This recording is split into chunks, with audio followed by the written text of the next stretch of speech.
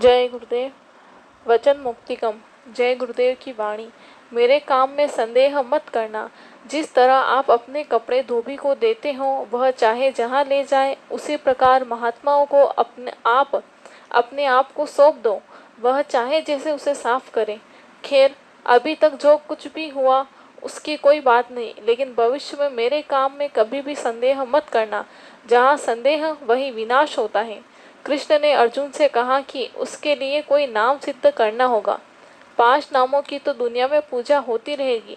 आप आज तो जय गुरुदेव नाम से पार हो जाओगे, लेकिन भविष्य में जो महात्मा आएंगे और उनको ऊपर से जो आवाज़ आएगी उसको बताएंगे, फिर आप उसी नाम से पार होंगे, जय गुरुदेव नाम से नहीं।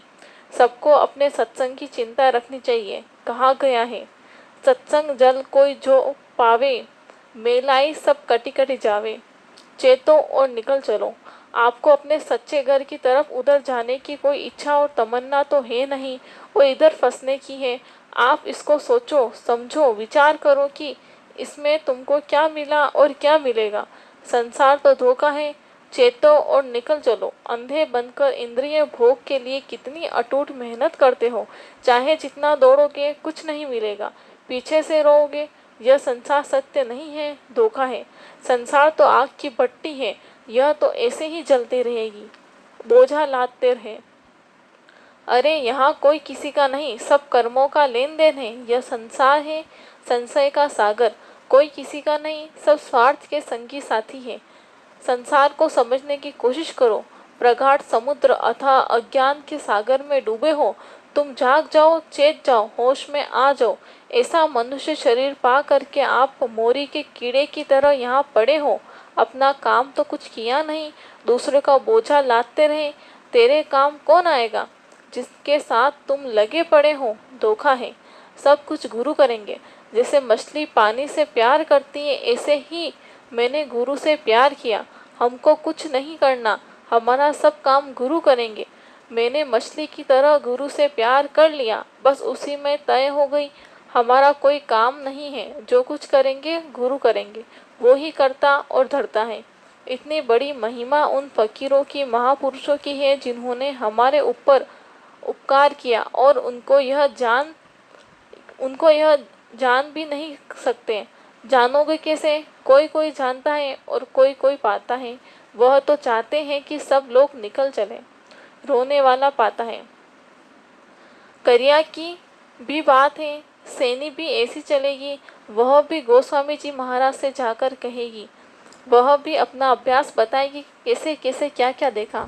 यहाँ तो बुला बुला कर परेशान हो जाते हैं कि चलो, यहाँ आ करके फंस गए तो जरा भी चेतना नहीं आती, जरा भी होश नहीं आता। मोह ममता में फंसे पड़े हो, जरा सी भी उदासीनता नहीं आती, जरा सा भी लगाव नहीं हटता। इतना प्रगाढ़ बंधे हुए हो, सने हुए हो, और इन लोगों को जरा सी बात सुनाई तो आग लग गई। सबके जीवन की एक ही कहानी है। किस तरह से लोग तड़पते रहे, जैसे कि पानी न पाने पर मछली उससे भी ज़्यादा तड़पते थे। इस तरह से मनुष्य शरीर में उनका रोना होता था, ऐसे तड़पते थे। ऐसे लोगों को तो मालिक मिलेगा ही, ऐसे लोगों को तो उनके जीवन में ही मिल जाता है। सद्गुरु मालिक एक। जिसने तुमको नाम दान दिया वह सब कुछ देख रहा, मालिक भी सब कुछ देख रहा है। सद्गुरु मालिक के प्रकट बोध का खंबा है। जो सद्गुरु है वही मालिक है। अविश्वास मत करो। जिनको नामदान मिल गया है उनके लिए गुरु सदा जीवित रहते हैं। नामदान देने के बाद गुरु शिष्य के अंग संग रहता है और बराबर संभाल करता रहता है। गुरु को हाड़ मांस का शरीर मत समझो, वह एक बोध, ज्ञान और शक्ति है। गुरु सदा जीव के साथ हाजिर नाजिर है, वह पल पल संभाल करते रहते हैं।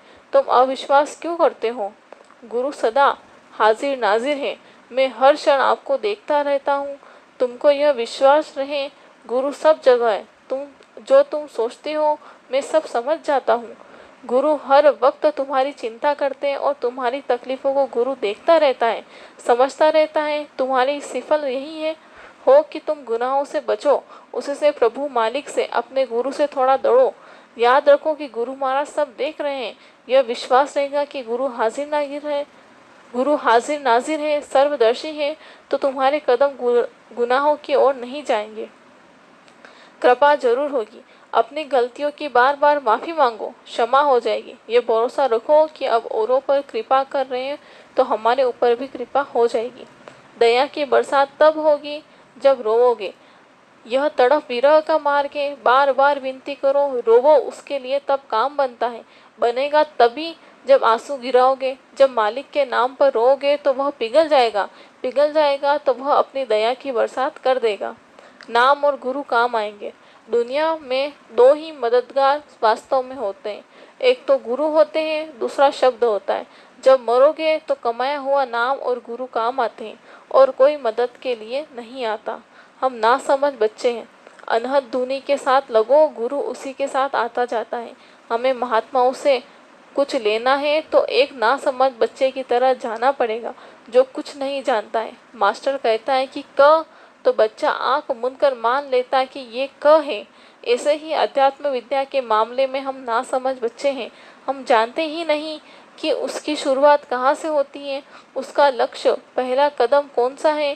संतों के पास जाने का लक्ष्य यही है कि हमें दुनिया से बड़ी कोई चीज़ मिले, और जो नादान बनकर दीन होकर जाता है वह कुछ पा लेता है। मेरी बात को याद रखो, मेरी बातों को याद रखो कि यदि देश में हड़ताल, आंदोलन, तोड़फोड़, रिश्वत, अनैतिक कार्य बंद नहीं हुए और लोगों ने मांस, मछली, अंडा, शराब आदि नशीली वस्तुओं का सेवन नहीं छोड़ा, तो देश की बागडोर धार्मिक लोगों के हाथ में चली जाएगी। फरवरी 2011। वही सूरत अपने घर जाएगी। तुम कभी रोए? उसके लिए एक आंसू भी नहीं। जिसका रोम रोम विरह से रो रहा, ऐसी नारी अपना काम कर जाएगी। वही सूरत अपने घर जाएगी जिसे मालिक को पाने की बेचैनी है, तड़फ है। जय गुरुदेव।